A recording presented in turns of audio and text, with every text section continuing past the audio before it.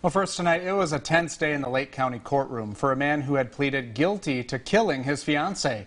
Law enforcement quickly surrounded Joseph Schmitz following his outburst as the judge ruled whether Schmitz could withdraw that guilty plea.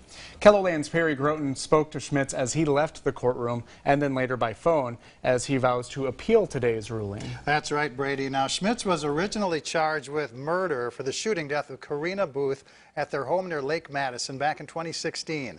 In January, Schmitz pleaded guilty to first-degree manslaughter and agreed to a 15-year prison sentence. But today, Schmitz testified he was so groggy from prescription medications and a lack of sleep that he has no recollection of entering that plea and that he never would have pleaded guilty if he had been clear-headed.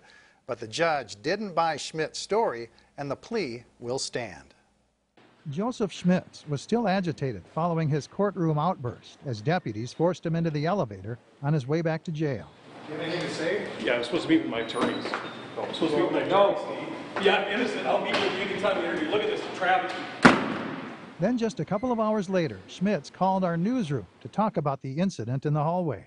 I wanted to try to speak to you, and they obviously wouldn't allow me. They surrounded me and you know, like I'm whatever, and obviously you saw they shoved me into an elevator when I was just trying to get an opportunity to speak with you there. During the hearing, Schmitz interrupted the judge, saying he wanted to make a statement.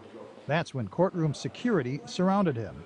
Yeah, this whole thing that happened today was an absolute farce. That's all I can say about it. There's evidence to the contrary all across the board. That's what I wanted to bring up today. I was not allowed to. On the witness stand, Schmitz testified that he wanted to withdraw his guilty plea because he had taken medications for diabetes, anxiety, and pain just hours before entering the plea.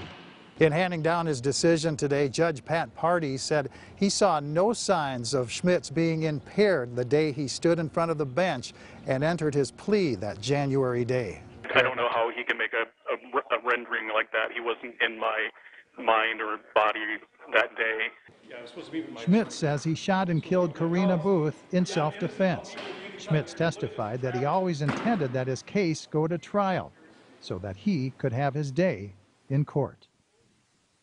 And now that Schmitz's guilty plea will remain in place, the judge will sentence him next week. But Schmitz says he'll appeal that ruling.